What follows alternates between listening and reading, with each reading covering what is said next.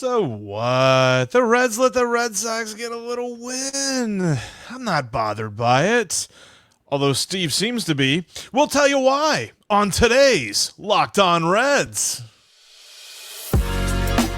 You are Locked On Reds, your daily Cincinnati Reds podcast. Part of the Locked On Podcast Network, your team every day.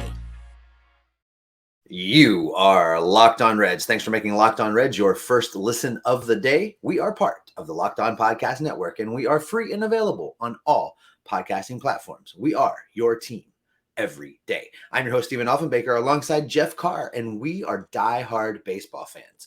We have a passion for the Cincinnati Reds. We have taken our love of the game, our passion for baseball, and we have turned that passion into information for you. We want to thank those of you who listen every day. If you are an everydayer, tell us in the comment section how long you've been a Reds fan. Tell us what you think about what we have to say. We love interacting with you. On today's podcast, we are going to talk about the sweep that got away out in Boston, and I'm a little bit more bothered by it than Jeff is. We're also going to get you set for the 4-game Reds Brewers showdown that may lead to a change at the top of the National League Central. And we're also going to discuss the question of who is the real Kevin Newman. A lot to get to today, but before we get to any of that, I want to shout out the sponsor of today's podcast. We are brought to you by Game Time. Download the Game Time app, create an account, and use the code LOCKEDONMLB to get $20 off your first purchase. Last minute tickets, lowest prices guaranteed. All right, Jeff, let's dive into the sweep that got away. You are talking about the real reason why the Reds lost, and it is just not about Kevin Herget. There's more to it than that. I'm a little disappointed that this one got away. I really wanted this one. Yeah, and let's start there with the Kevin Herget of it all, because he got his doors blown off in the 8th inning. I mean, there's no two ways about it. He absolutely got destroyed, and there were a lot of people that wondered why he was in that game at that point. Tie game, top of the lineup, the best hitters in the Red Sox lineup staring him down at the plate. So there's a lot of folks that are just like, boy, that's the point where the Reds lost it. But the real reason the Reds lost came much earlier in the game because of some bad breaks. And I know nobody wants to talk about bad breaks being the reason for a loss. And you can point to a couple of other things that, might have been important as well. But when I look at the whole Kevin Herget of it all, I just say, okay, this was the embodiment of what I had kind of felt for most of the game. It just felt like the ball was falling the Red Sox way all night. Yeah, you're not wrong.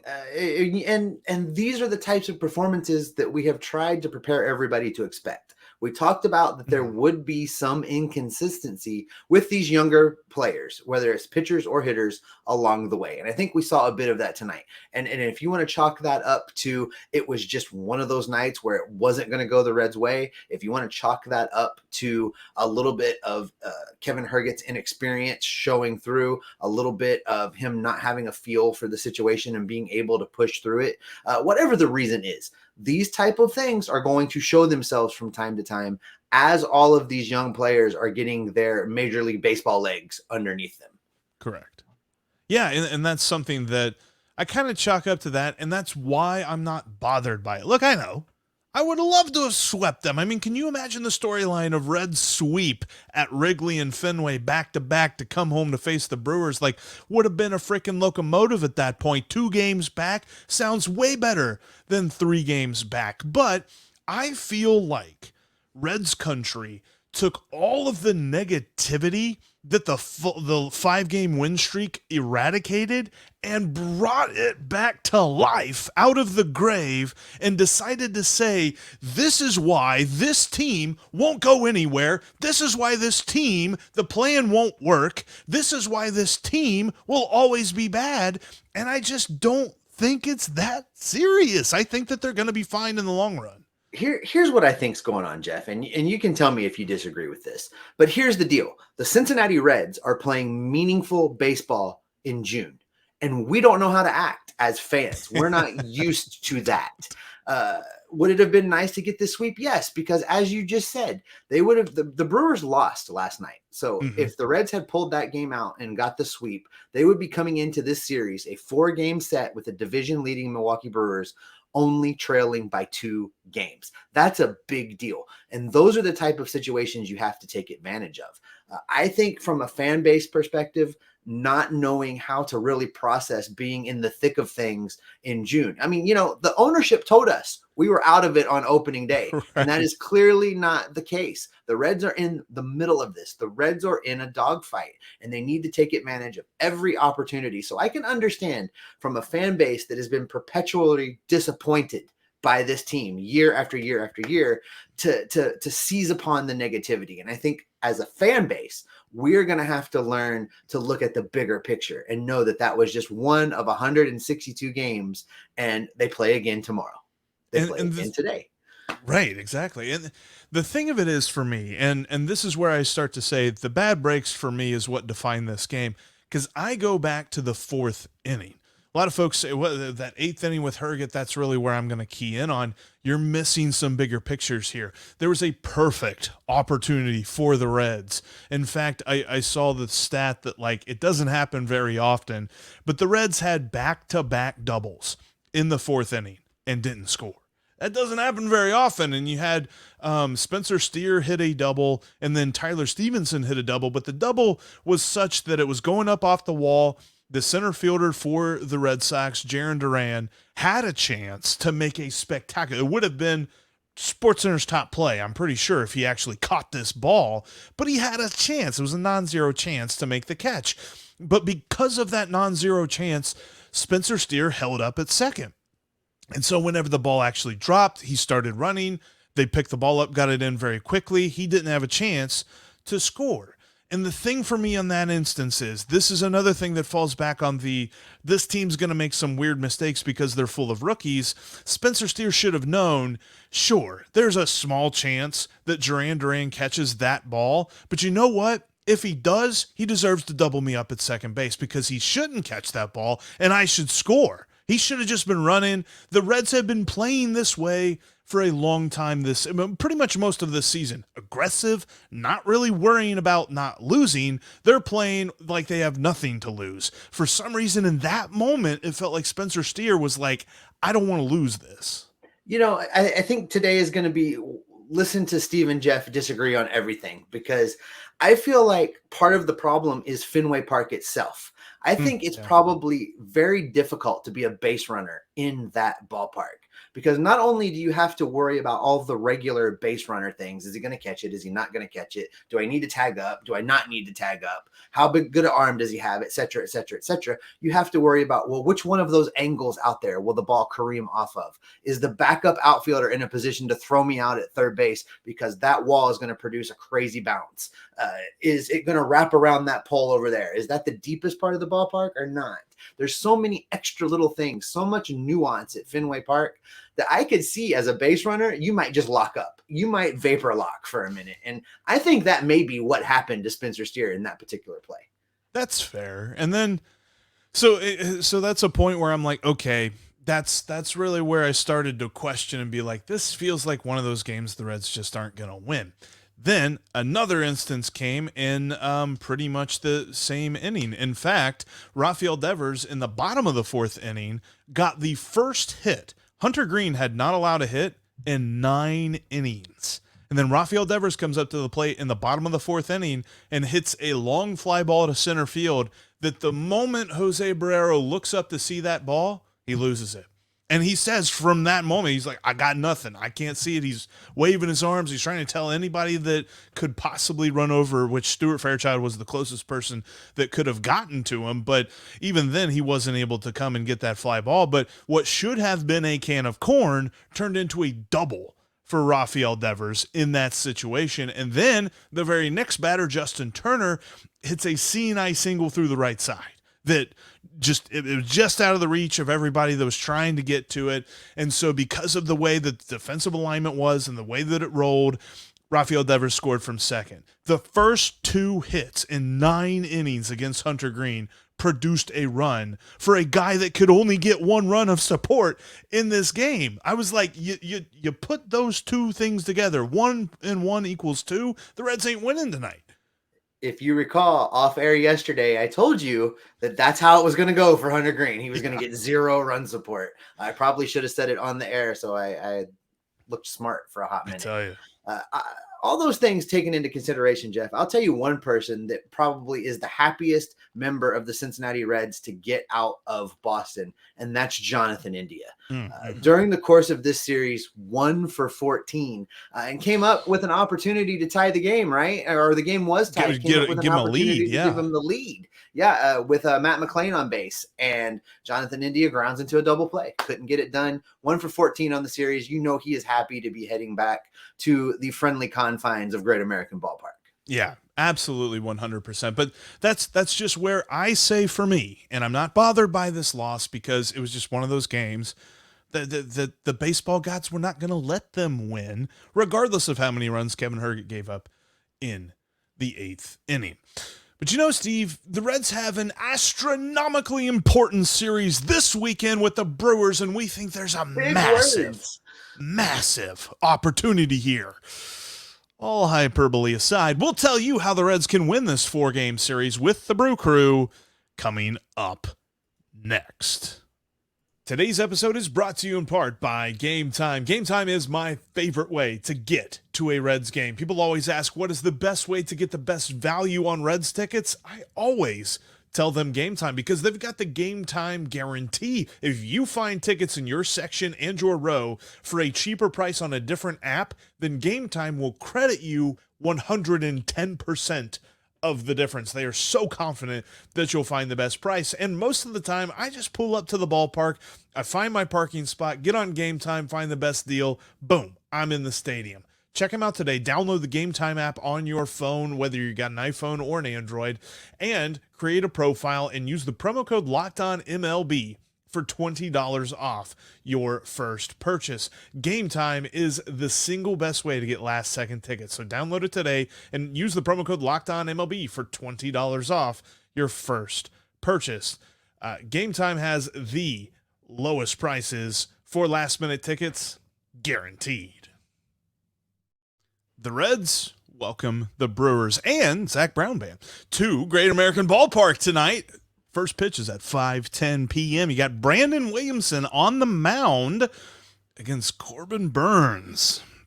Could be an interesting night. Could be a low-scoring night. Haven't looked at the over-under just yet, but this might not be a situation where I say take the over. But anyway, you can check out every pitch of the hometown broadcast with SiriusXM on the SXM app. Just search Reds. And thanks as always for making Locked On Reds your first listen every day. Every dayers. On the next show, we're going to bring you the big thoughts from the weekend that was against the Milwaukee Brewers. And Steve, as we get ready to kind of talk about this series, this is going to be huge. And quite frankly, as much as I was excited and hopeful for a sweep in Boston, I'm even more excited for this series because the Reds are 3 games back. Sure, if they sweep, they get in first place, but even if they win 3 or 4, then they're 1 game back, and you're really talking about making a lot of progress. And it was funny because our friend Chuck Freeman over at Locked On Brewers emailed me, and he said these words exactly. He says, I have a hunch the Reds will be in first on June 15th. The Reds are better than the Brewers. Your thoughts? Well, that's exciting to hear from within the division. For me, I think it's probably an accurate take. You know, when we did the National League Central preview before the season started, there was a lot of talk about the Brewers were pretenders, not so much contenders. That while they do have talent, that team probably gets blown up by the All-Star break. I think if they get overtaken in June and July, they're absolutely going to get blown up before the All-Star break. So, you know, I think that this is a defining moment for the Brewers, and I think they're starting to show who they really are. As for the Reds, you know, there's not a hotter team in the division right now. We talk about the opportunity for this series to put the Reds in first place. We're going to need a little help from the god-awful St. Louis Cardinals as far as taking care of the Pittsburgh Pirates to make sure that the Reds can slide into first place. But I think this is a very winnable series. I'm excited for a lot of reasons. I mentioned it up top in the first segment, Jeff. I'm excited that the Reds are playing meaningful baseball that really does have an impact on the season, and we're in June. It's been a while since we could say that. I'm excited because we're going to get to watch this in person, me and you. We're going to be down at the ballpark and see this thing unfolding. I'm excited because it's all occurring on my birthday weekend, Jeff. So it is a big time for me. And I think that the Reds come out of this weekend in first place. Yeah, you mentioned rooting for some folks. It's funny because I looked up in the Discord chat because it was from earlier today. We were talking about the fact that the Pirates and the Cardinals play each other this weekend at the same time we played the Brewers. And somebody said, Pirates or Cardinals, who we rooting for here? And shout out to Tuner on the Discord chat. He said, I'm rooting for a meteor. So yes, absolutely. I think that's an accurate assessment for that series. But look, the Reds have a good shot here with the Brewers to win 3 out of 4. And I start with the thing that I don't think I would have said, and that is the Reds can out-hit the Brewers easily. Because as much as we talk about the Reds kind of have a power deficiency within their lineup, the Brewers are even worse at that. Because the Reds as a team have like a 397 slugging percentage right now. The Brewers have a 380 slugging percentage. And they have a team batting average of 230. This team does not hit. And in fact, I was even looking at their last run and looking at their last 10 games. They have scored more than 4 runs twice in the last 10 games. I don't need to tell you how many times the Reds have scored more than 4 runs because pretty much except last night, it's been like almost every game. It's going to be interesting to see how this plays out, because if we're going to give the edge to the Reds as far as the offensive statistics go and the ability to score some runs, we probably need to give the edge as far as the pitching side of things to the Brewers. I think the Brewers are a little bit better on the mound. The Brewers have a better ERA with fewer walks. Now, here's the thing. The Brewers have been susceptible to allowing some long balls. The problem with that is the Reds are not prone to hitting the long balls. So it's going to be interesting to see how this sorts itself out. Is it going to be one of those situations where the better pitching prevails? Or are these Reds hitters, as hot as they are right now, going to be able to get to this Brewers pitching staff? I think that's what's going to happen. I think the Reds coming home from a successful road trip, when that doesn't happen very often, they're going to be on cloud 9. They're going to be fired up. And I think these Reds hitters are going to take it to the Brewers pitching staff. Well, you know what you shouldn't do? You should not bet against Great American Ballpark in June. Like, Great American Ballpark is going to take the best of pitchers if they're susceptible to giving up fly balls, and they're going to humble them. I know Corbin Burns has a Cy Young under his belt, and I'm not saying that the Reds are going to go crazy on Corbin Burns here, but they've got a real shot to at least outscore whatever the lineup can do against Brandon Williamson and company, because I think Brandon Williamson is going to have a good game here on Friday night. And then you look at some interesting pitching matchups over the weekend too. It's kind of a bummer for me that the Brewers miss Hunter Greene, but still, I mean, this kind of goes back to the idea why Kevin Herget was in the ball game. The Reds now have Alexis Diaz fresh, ready to go. Lucas Sims fresh, ready to go. All of your big relievers are ready. And I know there's not like a ton of huge name relievers in this bullpen right now. It's kind of been a team effort more so than, a couple of key major guys there up at the top with Alexis Diaz. But I love how the Reds are positioned for this series. The Brewers are coming in very cold, and the Reds are coming in very hot. It's going to be playoff baseball type atmosphere, I think. I don't know how many people are going to actually make it out to the ballpark. I hope that there's a lot of folks down there. We know that the Milwaukee Brewers fans travel well, so I think there's a possibility that it could be a bit of a hostile environment, even depending on how much Reds fans turn out. But I think that the Reds have a real opportunity here to do something exciting.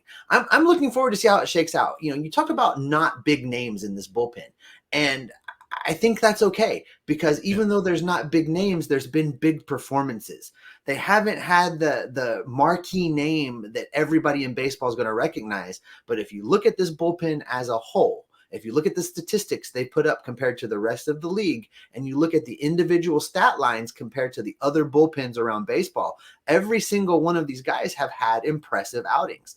It's where the consistency comes on board now, Jeff. We've been harping on this. We've been talking about this. If the Reds are to take first place during the course of this 4-game set, they're going to have to get consistent performances from everybody in that bullpen because, as you say, we're throwing Brandon Williamson. That's our 5th guy going against a true ace. He's going to have to pitch well enough to keep the Reds in the game and get it over to the bullpen. So I'm looking for consistency from these guys. I really think there's an opportunity here. I haven't been this excited about a series in a while, especially this far into the season.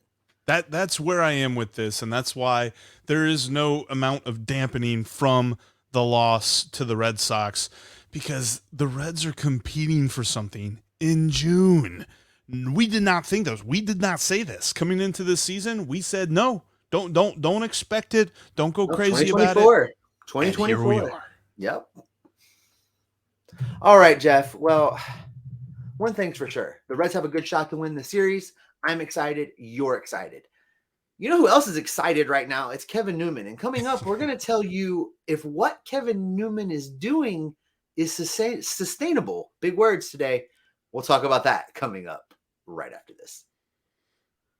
The Reds and the Brewers get going today, 5:10 p.m. Special start time, folks. 5:10 p.m. Eastern time down at Great American Ballpark. Early start. Zach Brown Band right after the game. The Reds are 3 games back of the Brewers for first place in the National League Central. This is game 1 of a 4-game set, and you can catch every pitch of the Reds' hometown broadcast with SiriusXM on the SXM app. Just search the word Reds. You can also follow this podcast on all podcasting platforms, including right here on YouTube. If you haven't done so yet, click the subscribe button, click that notification bell so that you never miss an episode. In between episodes, make sure you are following us on Twitter to keep that baseball conversation going. You can follow me at S. Offenbaker with 2 Fs. You can follow Jeff at Jeff Carr. That's Jeff with 3 Fs.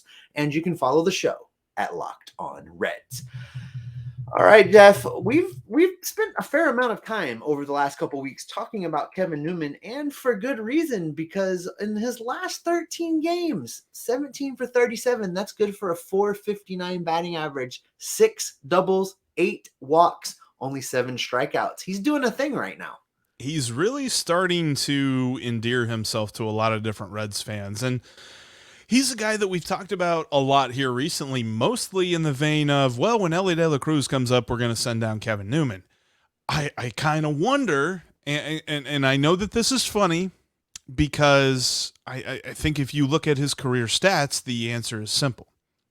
But based on his recent run of form, is Kevin Newman keeping Elly De La Cruz in AAA? No. Let me tell you a little bit about Kevin Newman. In a sample size that consists of almost 500 games, Kevin Newman has a career OPS plus of 80. That's 20% below league average. That's who he really is. Now, is he playing way over his head right now? Yes. Is that good for the Reds? Yes. It's helping him win games now. And maybe, just maybe, he's going to be this season's Brandon Drury. If he continues to play like this as we inch towards July, you trade this guy, you get something for him when you were expecting to get nothing, and you bring up Elly De La Cruz, and we run the plan according to how the plan was programmed. It's a win for everybody involved. Kevin Newman's going to go get a payday somewhere. The Reds are going to get something in return. It doesn't disrupt the young guys coming up, and the Reds were helped to win some ball games along the way. I think it's great. I think the key too, like thinking about a trade possibility with Kevin Newman, is he still has 1 more year of arbitration eligibility. So he has 1 more year of cost controllable control. Team control. Yeah, lots of control when it comes to Kevin Newman. So there's an opportunity there that you might be able to get something in the vein. And I saw this.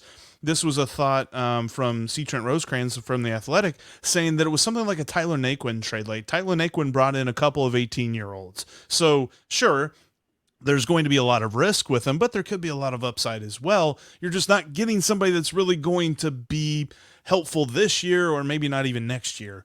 But the point is, he's turning himself from somebody that the Pirates were willing to get rid of into possible assets for the Reds' future. And I'm with you. I really think that this is a guy we need to pump the brakes on, because there's a lot of folks out there that are really starting to get attached and it's so funny because I think we were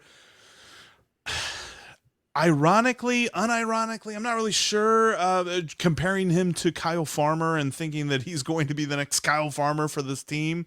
And maybe not necessarily statistically or in the same role or in the same leadership ability, but in the minds of fans everywhere, there are people that are just like, you can't move Kevin Newman. You can't not play Kevin Newman. What are you thinking about? And the whole time that I keep seeing that, I'm just like, it's Elly De La Cruz, man. It's Elly De La Cruz. I don't think there's anyone on this roster that you said the way that they're playing right now should block Elly De La Cruz whenever the Reds think he's ready.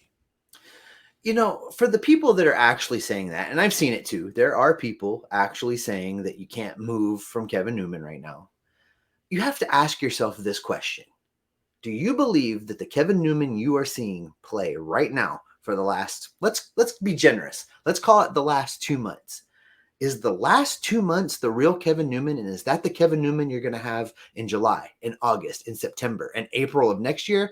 Or is the guy that's already played in 500 big league games, 20% below league average, is that the guy that you're more likely to have in August, September, April of next year? The answer is that's the guy you're more likely to have. If he continues this hot streak into a space where you can trade him, where his value is high, and as high as it's ever going to be, you have to strike while that iron is hot. Nick Krall has shown us he is able to do that. He has shown us he's willing to do that, and he has shown us he is able to get something in return. I trust Nick Krall in this situation. I think if Kevin Newman continues to play like he's playing right now, he will be dealt, and Nick Krall will bring something back into this farm system to help move things along a little bit. So, okay, our question was pretty big picture. Let's get real granular. Has his last 13 games and Elly De La Cruz 5 strikeout night on Thursday night at least pushed him back so that Elly De La Cruz is not getting called up this weekend? Yes. Elly De La Cruz is not getting called up this weekend. I kind of think so too. If Elly was going to be in the ballpark tomorrow, it would have already leaked. Or I'm sorry. If he was going to be there today, this is the Friday episode. Sorry, I've been flying a lot, Jeff. I apologize. If Elly De La Cruz was going to play for the Reds this weekend, I think we would know about it already. That news would have been leaked somewhere along the way. We saw how fast that news traveled when Matt McLain was informed he was going to get called up. Mm-hmm. So I don't anticipate seeing Elly De La Cruz unless there's some type of injury during the course of this Brewers series. Does the 0 for 5 strikeout or with 5 strikeouts make me think that's part of it? I don't think that changes the organizational view on Elly De La Cruz. I don't think that changes really anything other than if they were going to call him up, they were going to call him up. And the decision to not call him up has nothing to do with his performance last night. It's their decision-making process with a big picture view. We don't know what that is, but I can guarantee you it's not because he went 0 for 5 and someone said, oh, wait, maybe we should wait. That didn't happen. And of course, there is the chance that the Reds actually put TJ Friedl on the injured list, and they still call up Elly De La Cruz, and we seem silly for saying that they're not going to call him up. But yeah, no, I think I definitely think that Kevin Newman has made it a little bit easier to not like make the front office sweat about, ooh, are we calling him up too early? Do we need to wait a little bit? Like they're like, okay, maybe we get a trade done with Kevin Newman and then we call up Elly De La Cruz. We'll see. I know it's soon. They're not going to be waiting much longer to call up Elly De La Cruz because the dude is ready. And look, what we're saying here with Kevin Newman is we love the performances that he's been putting on here recently. We're not going to get fooled by it and think that all of a sudden the Reds have found this dude who's going to play every single day for him, because he has got a large enough sample size. If we knew what we knew about Jose Barrero, then we definitely know what we know about Kevin Newman. Absolutely. And that's probably a good spot to go ahead and wrap this up for today, Jeff. But before we get out of here, don't forget that you can catch every pitch of the Reds hometown broadcast with SiriusXM. Just download the SXM app and search the word Reds. All right, Jeff, wrap us up. Get us out of here. That's going to do it for this edition of Locked On Reds. Thanks, everybody, for checking us out. If this is your first time, make sure that you're subscribed on your favorite podcasting platform and right here on YouTube. For everydayers, coming up on the next show, we are going to be recapping a crazy weekend of the Reds and Brewers, so make sure you join us. But As we move into this huge 4-game set, Steve, what can people expect from you and me? They can expect us to continue to be dialed in on the transactions, listening for the rumors, watching for the moves, paying attention to what happens not only in Cincinnati, but also down in Louisville, and bringing all that information back right here to keep everyone locked on Reds every single day. I hope every single Brewers pitcher misses just a bit outside. Just